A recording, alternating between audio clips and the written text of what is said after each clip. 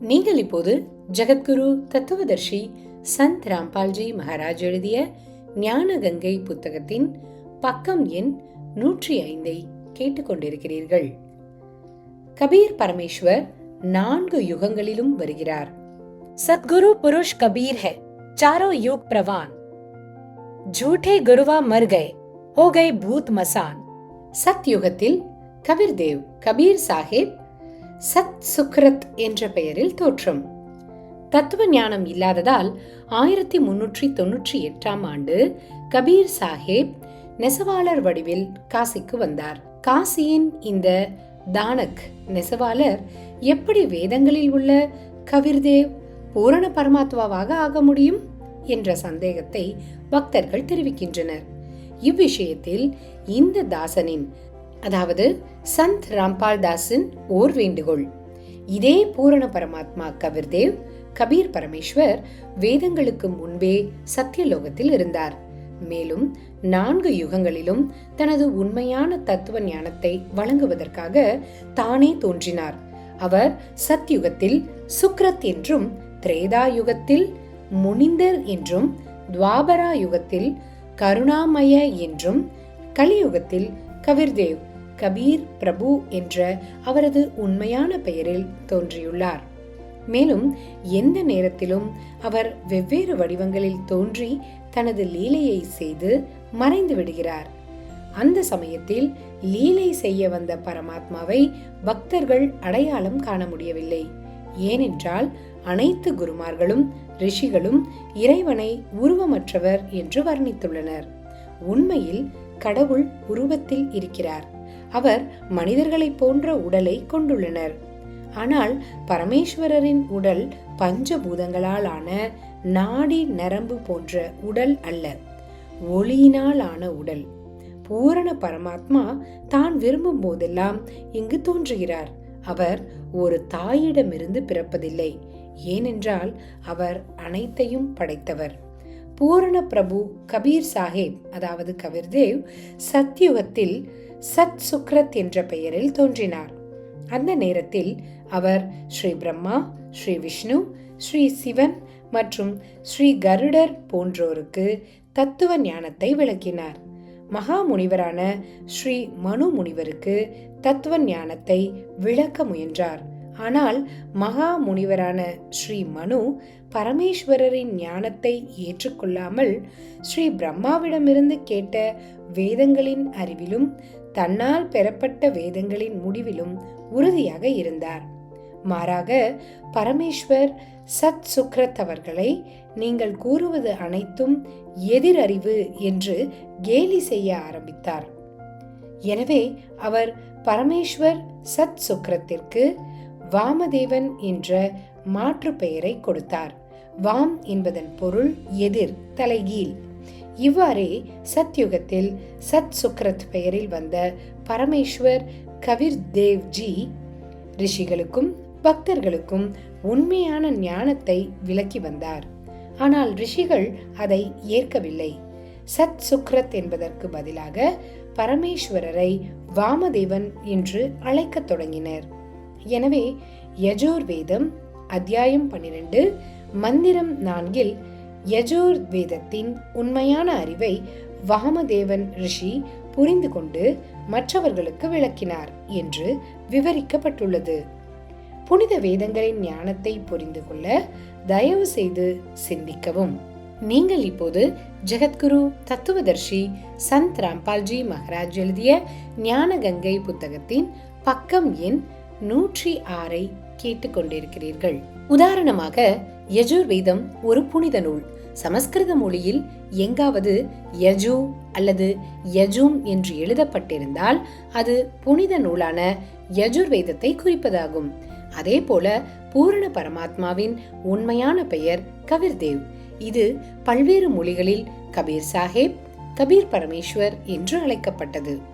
பல பக்தர்கள் கபீர் என்பதை எப்படி கபீராக நிரூபித்தீர்கள்? இலக்கணத்தின் பார்வையில் கவி என்பதன் பொருள் சர்வ ஞானமாகும் என்று சந்தேகம் தெரிவிக்கின்றனர். இங்கு தாஸின் ஓர் வேண்டுகோள், ஒவ்வொரு வார்த்தைக்கும் ஏதாவது ஒரு அர்த்தம் இருக்கும். இலக்கணத்தை பொறுத்தவரையில் வேதங்கள் இறைவனால் கூறப்பட்டதால் மொழி முதலில் உருவாக்கப்பட்டது. இலக்கணம் பின்னர் ரிஷிகளால் உருவாக்கப்பட்டது. அதில் பிழைகள் இருக்கலாம். வேதங்களின் மொழிபெயர்ப்பில் இலக்கணம் பொருத்தமற்றது மற்றும் முரண்பாடானது. ஏனெனில் வேதங்களின் உரை மந்திரங்கள் மூலம் வசனங்களில் குறிப்பிடப்பட்டுள்ளது. உதாரணமாக, பல்வாள் நகரை சுற்றியுள்ள மக்கள் பல்வாளை பர்வார் என்று அழைக்கிறார்கள். பல்வாளை எப்படி பர்வார் என்று நிரூபித்தீர்கள் என்று யாராவது சொன்னால், கபீர் என்பதை எப்படி கபீராக நிரூபித்திருக்கிறீர்கள் என்று சொல்வதை போல் உள்ளது. பிராந்திய மொழியில் பல்வாள் நகரம் பர்வார் என்று அழைக்கப்படுகிறது. அதே போல கபீர் என்பதை கபீர் என்று அழைக்கப்படுகிறது. பரமேஸ்வர் ஒன்றுதான். மகரிஷி தயானந்த் ஜி சத்யார்த் பிரகாஷ் நூலில் தயானந்த் மத்தின நகரில் இருந்து வெளியீடு.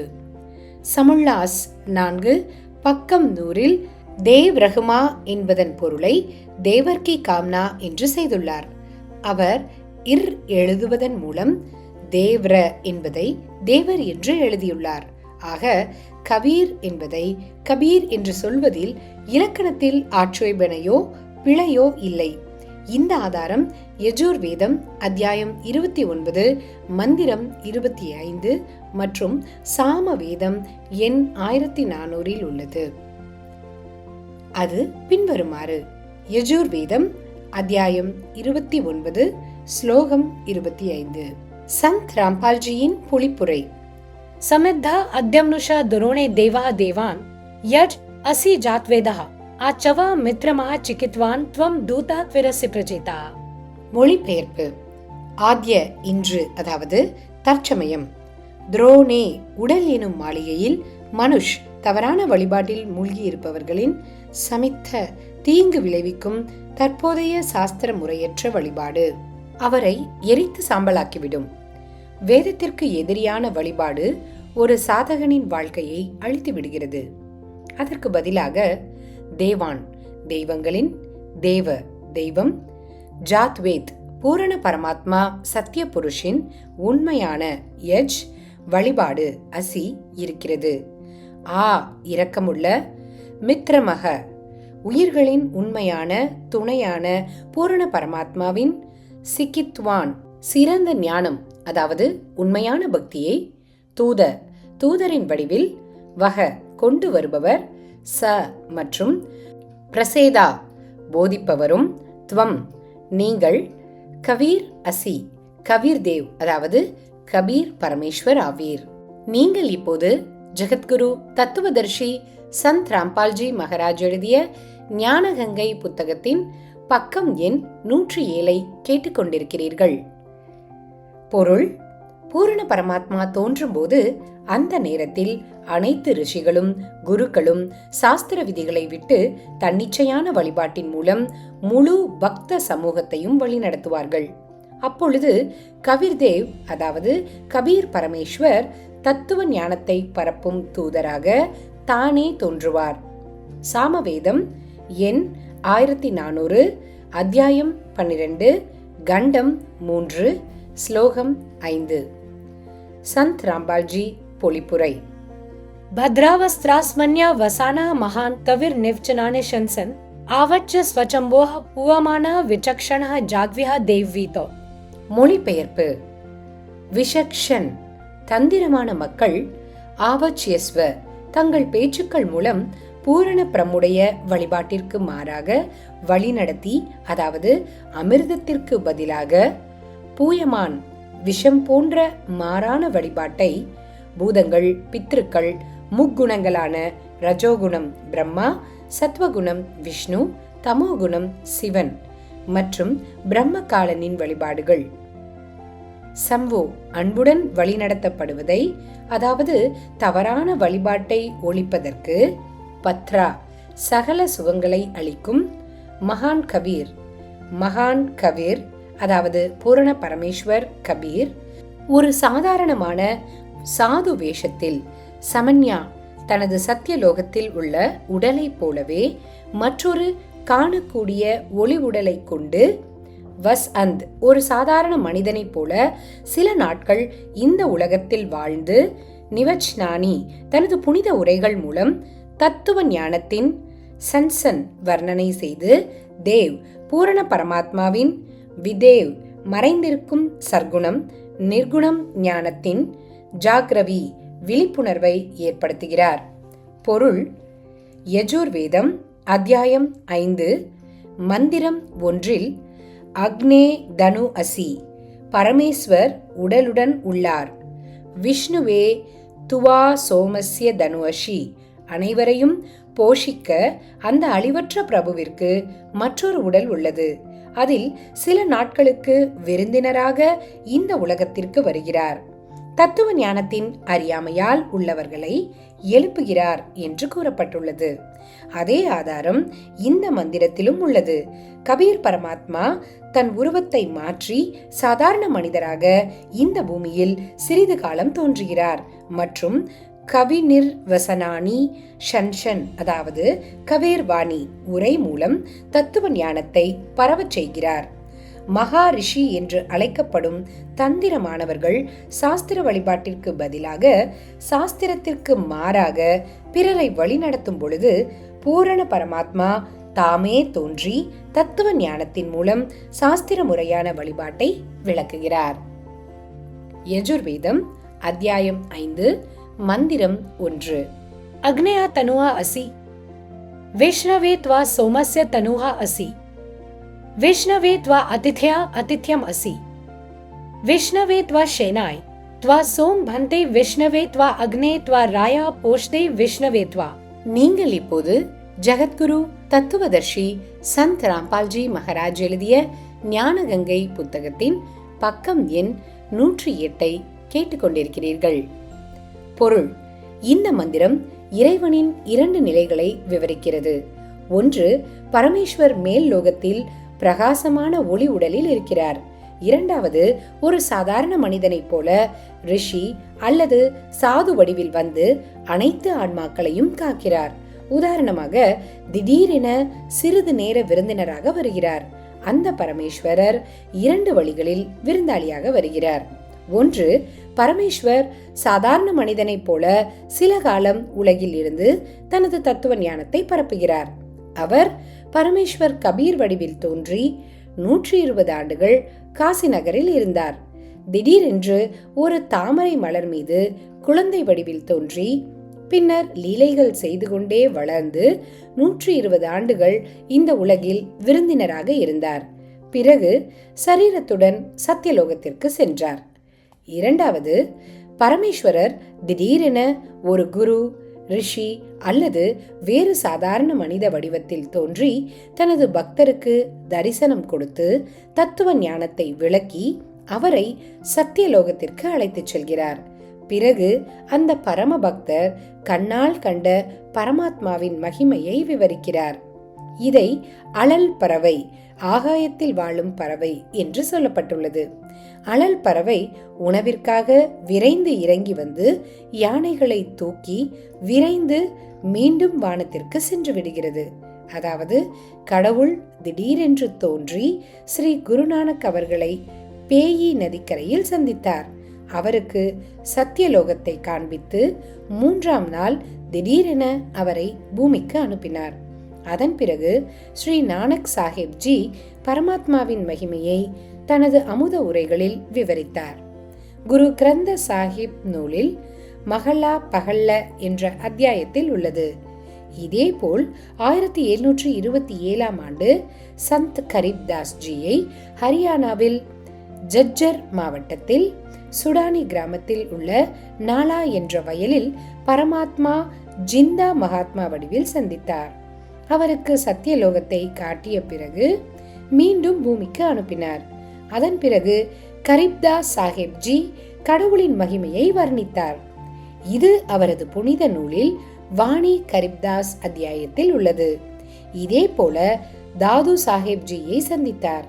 மேலும் மலுக்தாஸ் சாஹிப் ஜி, தரம்தாஸ் சாஹிப் ஜி, கிசாதாஸ் சாஹிப் ஜி, ஹசரத் முகமது சாஹிப் ஜி மற்றும் மன்னர் இப்ராஹிம் ஆதாம் சுல்தான் ஜியை சந்தித்தார்.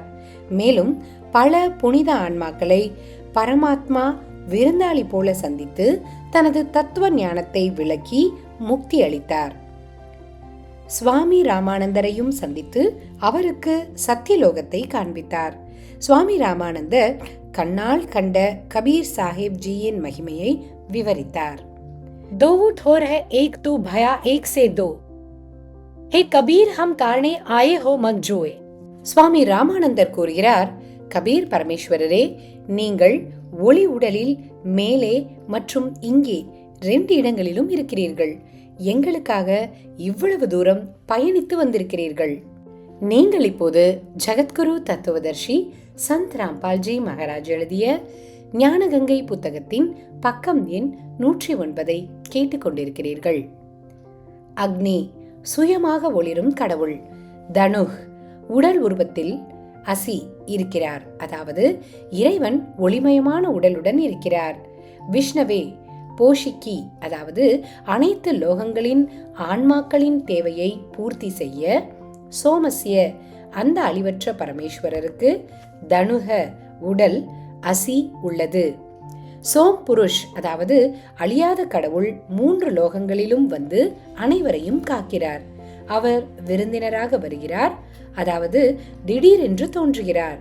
துவா அந்த பரமாத்மா விஷ்ணுவே 3 லோகங்களிலும் போஷிக்க வருகை தருகிறார். அதிதே விருந்தாளி வடிவில் தோன்றிய பரமேஸ்வரர். அதித்யம் பூஜிக்க தகுதி ஆசி உடையவர். துவா அந்த பரமாத்மாவின் வருகை விஷ்ணுவே போஷிப்பதற்கும். சோம் பிரத்யே நித்திய மகிழ்ச்சியை அளிக்க, அதாவது பூரண முக்தியின் பாதையை அளித்து பக்தியை பரிபூரணமாக்க 2 வழிகளில் செய்கிறார். ஒன்று துவா அந்த பரமாத்மாவின் வருகை. விஷ்ணுவே சில காலம் உலகில் மனிதனைப் போல லீலை செய்து புண்ணிய ஆன்மாக்களுக்கு தத்துவ ஞானத்தை விளக்கி அனைத்து சுகங்களையும் வழங்குகிறார். அதாவது பரமேஸ்வரர் 4 யுகங்களிலும் லீலைகள் செய்ய குழந்தை வடிவில் தோன்றி சாதாரண மனிதனைப் போல வளர்ந்து சில காலம் உலகில் இருக்கிறார்.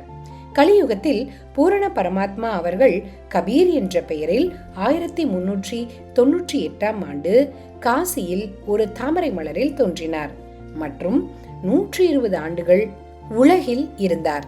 பின்னர் சத்தியலோகத்திற்கு உடலுடன் திரும்பினார். 2வது வழி துவா அந்த பரமேஸ்வரரின் வருகை ஷயேமான் ஷயேன் பறவை போல விரைந்து திரும்புவதாகும். உதாரணமாக கழுகு அல்லது அழல் பறவை உணவுக்காக உயிரினங்களை குதித்து பிடித்தவுடன் விரைந்து மேலே திரும்புகின்றன. அதே போல 2வது வழியில் அறியாமையில் உறங்குபவர்களை எழுப்ப திடீரென தோன்றி தனது பக்தருக்கு தத்துவ ஞானத்தை உபதேசித்து தன்னுடன் சத்தியலோகத்திற்கு அழைத்துச் செல்கிறார். பிறகு அனைத்தையும் காட்டிவிட்டு அந்த பக்தரை மீண்டும் பூமிக்கு அனுப்பிவிடுகிறார். பிறகு பரமாத்மாவை அடைந்த பக்தன் கண்களால் கண்ட மகிமையை விவரிக்கிறார். உதாரணமாக ஸ்ரீ நானக் ஜியை பேயி நதிக்கரையில் சந்தித்து அவரை சத்தியலோகத்திற்கு அழைத்துச் சென்று 3 நாட்களுக்கு பிறகு அதே நதிக்கரையில் விட்டு சென்றார். மேலும் சந்த் கரீப்தாஸ் ஜியை சந்தித்து அவரையும் சத்தியலோகத்திற்கு அழைத்துச் சென்று பிறகு மீண்டும் பூமியில் விட்டு சென்றார். 2 மகாத்மாக்களும் கண்ணால் கண்ட பரமாத்மாவின் மகிமையை தங்களது அமுத உரைகளில் விவரித்துள்ளனர். துவா அந்த பரமேஸ்வரரின் லீலைகளையும் அக்னயே மகிமையையும் விளக்க லீலை செய்கிறார். துவா அவர் விஷ்ணவே அனைத்து லோகங்களை போஷிக்க வருகை தருகிறார். ராய் போஷ்தே இந்த குலத்தின் எஜமான்தான் அனைத்தையும் காப்பவர். அவர் அனைத்து லீலைகளையும் தனது ஆன்மாக்களை கரை சேர்க்க மட்டுமே செய்கிறார். பின்வரும் புனித ரிக்வேதத்தின் மந்திரங்களில் பூரண பரமாத்மா லீலை செய்ய உலகிற்கு வரும்பொழுது குழந்தை வடிவம் பெறுகிறார் என்று கூறப்பட்டுள்ளது. அந்த பரமாத்மா அதன்யா தேனவ் கன்னி பசு மூலம் வளர்க்கப்படுகிறார். அவர் லீலை செய்து கொண்டே வளர்ந்து கபீர் வாணி தத்துவ உரைகள் மூலமும் கவிதைகள் மூலமும் பூரண முக்திக்கான தத்துவ ஞானத்தை கூறுகிறார். இதனால் அவர் ஒரு கவிஞராக அறியப்படுகிறார். நீங்கள் இப்போது ஜெகத்குரு தத்துவதர்ஷி சந்த் ராம்பால்ஜி மகாராஜ் எழுதிய ஞானகங்கை புத்தகத்தின் பக்கம் எண் 110 கேட்டுக்கொண்டிருக்கிறீர்கள். ஆனால் அவர் பூரண பரமாத்மா ஆவார். மூன்றாவது முக்தி ஸ்தலமான சத்தியலோகத்தில் வசிக்கிறார். ரிக்வேதம் மண்டலம் 9 சூக்தம் 1 மந்திரம் 9. அபி இமா அத்ஞா உத்ஸ்ரீனந்தி தேனவா சிசும் சோமேந்திராய் பாத்வே. மொழிபெயர்ப்பு.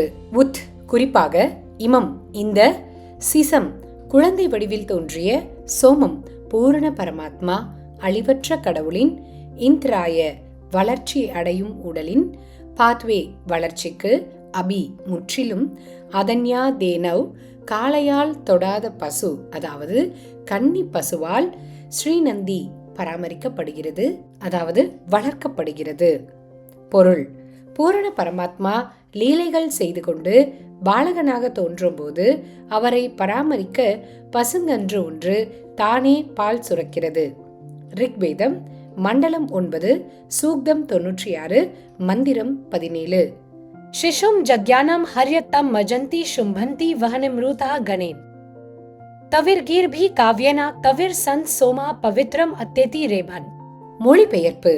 பூரண பரமாத்மா ஹரிய சீசும் ஒரு மனித குழந்தையின் வடிவில் ஜனானம் வேண்டுமென்றே தோன்றுகிறார் மற்றும் தனது உண்மையான ஆன்மீக ஞானத்தை, தத்துவ ஞானத்தை, தம் அந்த சமயம் மிருஜந்தி தூய்மையுடன், சோம்பந்தி உச்சரிக்கிறார். வகின் கடவுளை அடைய நினைக்கும், மருதவ் பக்தர்களின், கணேன் சமூகத்திற்கு, காவ்யேனா கவிதைகள் மூலம், பவித்ரம் அத்யேதி மிக தூய்மையுடன், கபீர் கீர்பி கபீர்வாணி அதாவது கபீர் வாணி மூலம், ரேபன் உரத்த குரலில் கூறுகிறார். கபீர் சந்த் சோம் அந்த அழியாத புருஷ் அதாவது சத்திய புருஷ் தான் ரிஷியின் வடிவில் உள்ள கவிர்தேவ் ஆவார். ஆனால் அந்த பரமாத்மாவை அறியாமல் கவி என்று அழைக்கத் தொடங்குகிறார்கள். பொருள்: வேதம் கூறும் பிரம் சொல்கிறார், பூரண பரமாத்மா கவிர்தேவ் ஒரு அசாதாரண மனித குழந்தையின் வடிவத்தில் தோன்றி கபீர்வாணி மூலம் தனது உண்மையான ஞானத்தை தன்னை பின்பற்றும் புண்ணிய ஆன்மாக்களுக்கு கவிதை மற்றும் பழமொழி மூலம் உச்சரித்து விளக்குகிறார். அவரே சத்யபுருஷ் கபீர் ஆவார். ரிக்வேதம் மண்டலம் 9 சூக்தம் 96 மந்திரம் 18. ऋषिम्ना यऋषिकत स्वर्षाः सहस्राणि था पद्विः कविनां तन्तियं धाम महिष सिषा संत सोमा विराजमानो राजतिष्ठो. மொழிபெயர்ப்பு. வேதங்களை கூறும் பிரம் கூறுகிறார், ய குழந்தை வடிவில் தோன்றும் பூரண பரமாத்மா கவினாம் புகழ்பெற்ற கவிஞர்கள் என்ற, பத்வி பதவியை பெற்று, ஒரு சாது ரிஷியின் பாத்திரத்தை வகிக்கிறார். ரிஷிக்ருத் அந்த மகான் ரூபத்தில் தோன்றிய பரமேஸ்வர் மூலம் இயற்றப்பட்ட சகஸ்திரானீத் ஆயிரக்கணக்கான உரைகள், ரிஷிமனா சாது குணம் கொண்ட பக்தர்களுக்கு, ஸ்வர்ஷா சொர்க்கத்தை போன்று இனிமையானவை, சோம அந்த அழிவற்ற புருஷ் அதாவது சத்திய புருஷ், திருதீயம் மூன்றாவது, தாம் முக்தி லோகம் அதாவது சத்தியலோகத்தின், மகிஷ திடமான பூமியை, ஷிஷா படைத்த, அணு பிறகு, சந்த் மனதினை போல காணக்கூடிய வடிவில், ஸ்டூப் ஒரு குவிமாடத்தில் உயரமான சிம்மாசனத்தில், விராஜ்மானு ராஜ்தி பிரகாசமான உருவத்தில் அதாவது மனிதனை போன்ற பிரகாசமான காணக்கூடிய ஒளிரும் உடலில் அமர்ந்திருக்கிறார். பொருள்: மந்திரம் 17 கவிர்தேவ் குழந்தை வடிவம் எடுத்து லீலை செய்து கொண்டே வளர்கிறார். கவிதை மூலம் தத்துவ ஞானம் போதிப்பதால் கவிஞர் என்று அழைக்கப்படுகிறார். உண்மையில் அவரே பூரண பரமாத்மா கவிர்தேவ் ஆவார். அவர் கூறிய அமுத உரை கபீர்வாணி எனப்படும். அது பக்தர்களுக்கு சொர்க்கம் போலவே சுகம் தரக்கூடியது. அவர் மூன்றாவது முக்திதாம் அதாவது சத்தியலோகத்தை படைத்து வட்ட வடிவ கோபுரத்தின் கீழ் சிம்மாசனத்தில் மனிதனை போன்ற ரூபத்தில் அமர்ந்துள்ளார் என்று கூறப்பட்டுள்ளது. இந்த மந்திரத்தில் சத்தியலோகத்தை மூன்றாவது ஸ்தலம் என்று கூறப்பட்டுள்ளது. உதாரணமாக, 1 பிரம் காலனின் 21 பிரபஞ்சங்கள், 2 பரபிரமுடைய 7 சங்க பிரபஞ்சமாகும். மூன்றாவது பரம் அக்ஷர் பிரம், அதாவது பூரண பிரமுடைய ரித்தாம், அதாவது சத்தியலோகம் ஆகும். திரேதா யுகத்தில் கபீர்தேவ் கபீர் சாஹேப் முனிந்தர் என்ற பெயரில் தோற்றம். நல் மற்றும் நீலனுக்கு அடைக்கலம் கொடுத்தல். திரேதா யுகத்தில் சுயம்பு தானே தோன்றுபவர் கபீர்தேவ் கபீர் பரமேஸ்வரர். முனிந்தர் ரிஷி என்ற பெயரில் வந்தார். அனல் என்ற நல், அனீல் என்ற நீல் இருவரும் சகோதரர்கள் ஆவர். தாய் தந்தையை இழந்த அவர்கள் உடலாலும் உள்ளத்தாலும் பாதிக்கப்பட்டு எல்லா ரிஷி முனி சாதுக்களிடம் நிவாரணம் வேண்டி பிரார்த்தனை செய்தார்கள். அனைத்து ரிஷிகளும் அது அவர்களது கர்ம வினை, பாவத்தின் தண்டனை என கூறி நீங்கள் அனுபவித்தே ஆக வேண்டும் என்று சொன்னார்கள். அந்த 2 சகோதரர்களும் வேறு வழியின்றி சாவை எதிர்பார்த்து காத்திருந்தார்கள். ஒரு நாள் முனிந்தர் பெயரில் தோன்றியிருந்த பூரண பரமாத்மாவின் சத் சங்கத்தில் கலந்து கொள்ள அவர்களுக்கு சந்தர்ப்பம் கிடைத்தது. சத் சங்கத்திற்கு பிறகு இருவரும் முனிந்தர் ரிஷியின் பாதங்களில் பணிய முனிந்தர் ரிஷி அவர்கள் தலையில் கை வைத்து ஆசிர்வதித்தவுடன் அவர்களின் தீராத நோய் மாயமானது.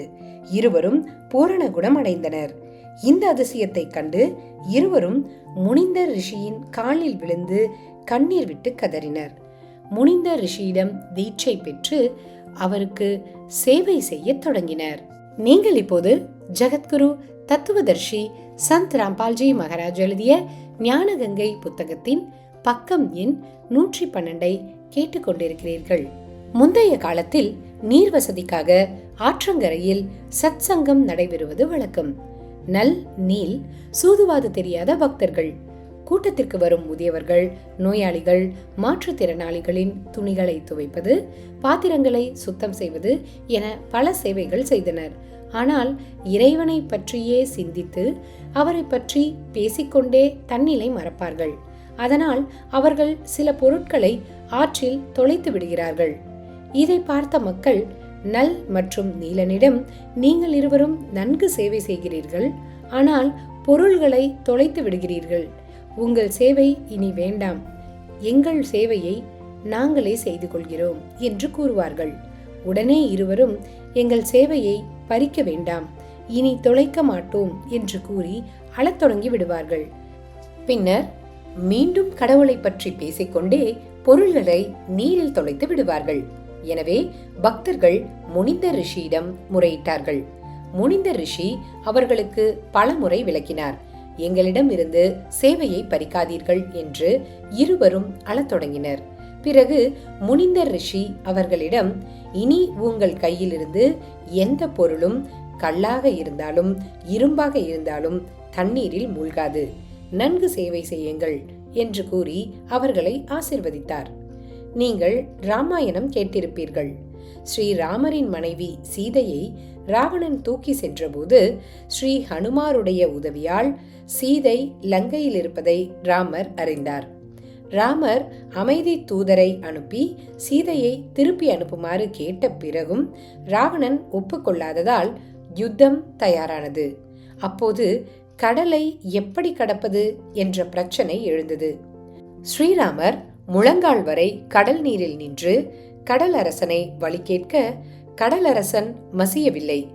கோபம் கொண்ட ராமர் தனது அக்னி வில்லால் கடலை அழிக்க நினைத்தார். பயந்து போன கடலரசன் பிராமணன் வடிவில் எதிரில் வந்து, என்னை எரிக்காதீர்கள், என்னை எரித்தால் என்னை நம்பி வாழும் பல்லாயிரம் உயிர்கள் இறந்துவிடும், மேலும் இங்கு மிகப்பெரிய பள்ளம் உண்டாகும், அதை உங்களால் கடக்க முடியாது, அதற்கு வேறு ஒரு வழி இருக்கிறது என்று கூறினார். ராமர் என்ன வழி என்று கேட்டார். கடலரசன் சொன்னார், உங்களுடைய படையில் நல், நீல் என்ற இருவருக்கும் அவர்கள் குருவால் அளிக்கப்பட்ட ஒரு சக்தி உள்ளது. அதாவது அவர்கள் கடலில் தனது கையால் எதை போட்டாலும் அது மிதக்கும்.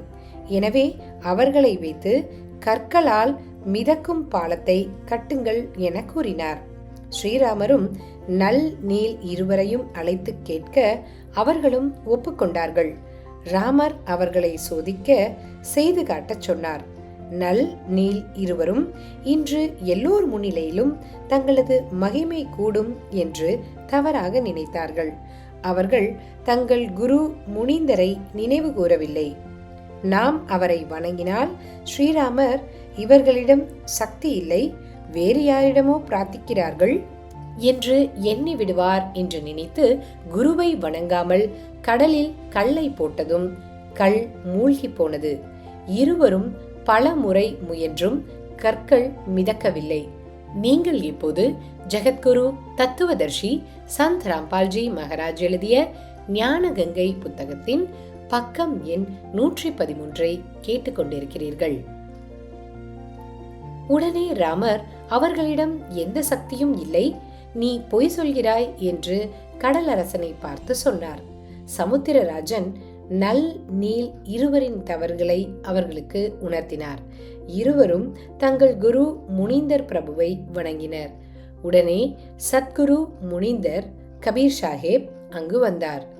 ஸ்ரீராமர், ரிஷிவரே, இன்று உங்கள் சீடர்களால் கற்கள் மிதக்காமல் இருப்பது எனது துரதிர்ஷ்டம் என்றார். முனிந்தர் ரிஷி, இவர்களுக்கு அகங்காரம் வந்துவிட்டதால் இனி இவர்கள் கைகளால் கற்கள் மிதக்காது என்றார். சத்குருவின் உரை அதை நிரூபிக்கிறது. गरीब जैसे माता गर्भ को राखे जतन बनाए, ठेस लगे तो क्षीण होवे, तेरी ऐसे भक्ति जाए. அதன் பிறகு நல் நீல் இருவரின் சக்தி முடிந்துவிட்டது. ஸ்ரீராமர் பரமேஸ்வர் முனிந்தர் ரிஷியிடம், ரிஷிவரே, என் மீது மிகப்பெரிய சோதனை வந்துள்ளது. படைகள் கடலை கடக்க வேண்டும், கருணை காட்டுங்கள் என்று பிரார்த்தித்தார். முனிந்தர் பிரபு எதிரே இருந்த மலையை சுற்றி கோடு கிழித்து, இந்த மலையிலிருந்து எடுக்கப்படும் கற்கள் கடலில் மூழ்காது என்று சொன்னார். ஸ்ரீராமர் கல்லை சோதித்து பார்த்தார். கல்லை கடல் மீது வைத்ததும் கல் நீந்த தொடங்கியது. ஹனுமார் தனது தினசரி வழிபாட்டு செயலை போல ராம் ராம் என எழுதி பாறைகளை கொண்டு வந்தார். நல் நீல் இருவரும் கற்களை உடைத்து செதுக்கி அவற்றை பாலத்தில் அமைத்தனர். இந்த வழியில் பாலம் கட்டப்பட்டது. ஸ்ரீ தரம்தாஸ் ஜி கூறியதாவது, रहे नल नीर जतन करहार, तब सतगुरु से करी पुकार, जा सत रेखा लिखी अपार, सिंधु पर शिला तिराने वाले, धन धन सतगुरु सत कबीर, भक्त की पीर मिटाने वाले. பொருள்: தர்மதாஸ் ஜி சொல்கிறார், சிலர் ஹனுமார் கற்களின் மேல் ராம் என்று எழுதப்பட்டதால் கற்கள் மிதந்தன என்கிறார்கள். சிலர் நல் நீல் பாலம் கட்டினார்கள் என்கிறார்கள். சிலர் ராமர்தான் பாலம் கட்டினார் என்கிறார்கள். ஆனால் அந்த பாலம் எப்படி கட்டப்பட்டது என மேலே விவரித்துள்ளோம். சத் கபீர் கி சாகி, பக்கம் 179 முதல் 182 வரை. कबीर तीन देव को सब कोई ध्यावे, चौथे देव का मरम न पावे, चौथा छाड़ पंचम को ध्यावे, कहे कबीर सो हम पर आवे. कबीर ओंकार निश्चय भया, यह करता मत जान, साचा शब्द कबीर का, पर्दे मांगी पहचान. कबीर राम कृष्ण अवतार है, इनका नाही संसार, जिन साहिब संसार किया, सो किन्हू न जन्म्या नार. कबीर चार भुजा के भजन में, भूली परे सब संत, कबीरा सुमिरो तासु को, जाके भुजा अनंत. कबीर समुद्र पाठ लंका गए, सीता को भरतार, ताही अगस्त मुनि पिया गयो, इनमें को करतार. कबीर गोवर्धन गिरी धार्यो कृष्ण जी, द्रोणागिरी हनुमंत, शेष नाग सब संचटी सहारी, इनमें को भगवंत. कबीर काटे बंधन विपत्ति में, कठिन किया संग्राम, चिन्होरे नर प्राणियाम, गरुड़ बड़ो की राम. कबीर कह कबीर चित चितहु, शब्द करो निरुवार. श्री राम ही करता कहत है, भूली परियो संसार. कबीर जिन राम कृष्ण व निरंजन कियो, सो तो करता न्यार. अंधा ज्ञान न बूझे, कहे कबीर विचार. துவாபராயுகத்தில் கபீர்தேவ் கபீர் சாஹேப் கருணாமய என்ற பெயரில் தோற்றம். பரமேஸ்வர் கபீர் துவாபராயுகத்தில் கருணாமய என்ற பெயரில் தோன்றினார். அந்த சமயம் வால்மீக ஜாதியை சேர்ந்த சுபத் சதர்சன் என்பவர் அவருடைய சீடரானார். இந்த சுதர்சனன் தான் பாண்டவர்களுடைய யாகத்தை வெற்றி பெறச் செய்தவர். ஸ்ரீகிருஷ்ணரும் 30 முக்கோடி தேவர்களும் 88,000 முனிவர்களும் 12 கோடி பிராமணர்களும் 9 நாத சம்பிரதாயத்தவர்களும் 84 சித்தர்களும் உணவு உண்ட பிறகும் அந்த யாகம் பூர்த்தி அடையவில்லை. பக்தர் சுதர்சனன் பூரண குருவிடமிருந்து 3 மந்திரங்களையும் பெற்று பக்தியின் எல்லைக்குள்ளிருந்து வழிபாடு செய்து கொண்டிருந்தார். துவாபரா யுகத்தில் இந்திரமதிக்கு அடைக்கலம் கொடுத்தல். துவாபரா யுகத்தில் சந்திர விஜய் என்ற அரசன் இருந்தான். அவருடைய மனைவி இந்திரமதி ஆன்மீக சிந்தனை கொண்ட பெண். சாதுக்களையும் மகாத்மாக்களையும் அதிகம் மதிப்பவர். அவருக்கு ஒரு குரு இருந்தார். அந்த குரு அவளிடம், மகளே, மகான்களுக்கும் சாதுக்களுக்கும் சேவை செய்து உணவு அளித்தால் பல நன்மைகள் கிடைக்கும் என்றார். குரு கூறியபடி அவளும் ஏகாதசி விரதம், மந்திர ஜபம் ஆகிய இறை வழிபாட்டில் தீவிரமாக ஈடுபட்டாள். சாதுக்களுக்கு உணவளித்தால் அடுத்த பிறவியிலும் ராணியாகி சொர்க்கத்தை பெறுவாய் என்று அந்த குரு கூறினார். எனவே இது மறக்காமல் இருக்க தினமும் ஒரு சாதுவிற்கு உணவளித்த பின்னரே உணவு உண்பேன் என்று மனதில் உறுதி கொண்டாள். ஒவ்வொரு நாளும் ராணி முதலில் ஒரு சாதுவிற்கு உணவு அளித்த பிறகே தான் உணவை உண்பாள். இப்படி பல ஆண்டுகளாக தொடர்ந்தது. ஒருமுறை ஹரித்வாரில் கும்பமேளா கூடியது. அனைத்து சாதுக்களும் கங்கையிடம் நீராட சென்று விட்டார்கள். இதனால் ராணிக்கு அன்னதானம் கொடுக்க எந்த சாதுவும் கிடைக்கவில்லை. ராணியும் சாப்பிடாமலேயே இருந்தாள். 4வது நாள் ராணி தன் பணிப்பெண்ணிடம், யாராவது சாது தென்பட்டால் அழைத்து வா, இல்லையென்றால் நான் உணவு உண்ணாது இறந்து போவேன் என்று சொன்னாள். கபீர் பரமேஸ்வர் தனது பூர்வ ஜென்ம பக்தையை தன்னிடம் சரணடைய வைக்க என்னென்ன லீலைகள் செய்கிறார். பணிப்பெண் மாளிகையின் மாடியிலிருந்து தொலைவில் வெள்ளை நிற ஆடையில் ஒரு சாதுவை கண்டாள். துவாபரா யுகத்தில் கபீர் பரமேஸ்வர் கருணாமய என்ற பெயரில் வந்தார். பணிப்பெண் ஓடி வந்து ராணியிடம் கூறினாள். ராணி உடனே அவரை அழைத்து வரச் சொன்னாள். பணிப்பெண் வெளியில் சென்று அந்த சாதுவிடம், ராணி உங்களை அழைக்கிறார்கள் என்று சொன்னாள். நீங்கள் இப்போது ஜகத்குரு தத்துவதர்ஷி சந்த் ராம்பால்ஜி மகாராஜ் எழுதிய ஞான கங்கை புத்தகத்தின் பக்கம் எண் 115 கேட்டுக்கொண்டிருக்கிறீர்கள். கருணாமய சாஹேப் பணிப்பெண்ணிடம், ஏன் ராணி என்னை அழைக்க வேண்டும் என கேட்டார். பணிப்பெண் அனைத்து விவரத்தையும் கூறினாள். கபீர் சாஹேப், ராணிக்கு தேவைப்பட்டால் அவள் இங்கே வரட்டும் என்றார். மேலும், நீ ஒரு பணிப்பெண், அவள் ராணி.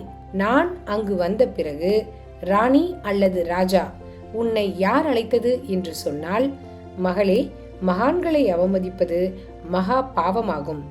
பணிப்பெண் ராணியிடம் வந்து விவரத்தை சொல்ல, ராணி பணிப்பெண்ணின் உதவியுடன் சென்று அவர் பாத கமலங்களில் விழுந்து, கடவுளே, உங்களை தோளில் சுமந்து கொண்டு செல்ல விரும்புகிறேன், ஆனால் முடியவில்லை என்று வணங்கி அழைத்து செல்ல வேண்டினாள். உனக்கு பணிவும் பக்தியும் இருக்கிறதா என்று பரிசோதிக்கவே நான் அப்படி சொன்னேன் என்று கருணாமய சாஹேப் கூறினார். ராணி அவரை அழைத்து வந்து தானே உணவை சமைத்தாள். கருணாமய ரூபத்தில் வந்த கபீர்தேவ் தான் உணவு உண்பதில்லை, தனது உடல் வேறுபட்டது, ஆகாரம் தேவையில்லை என்றார். ராணியும் சாப்பிட மறுத்துவிட்டாள். எனவே பிறகு கருணாமய சாஹேப் உணவு உண்டார். பிறகு கருணாமய சாஹேப் ராணியிடம், இந்த வழிபாடு யார் உனக்கு சொன்னது என்று கேட்டார். தனது குருவின் உத்தரவு என்று ராணி கூறினாள். கருணாமய சாஹேப் வேறு என்ன சொன்னார் என்று கேட்டார்.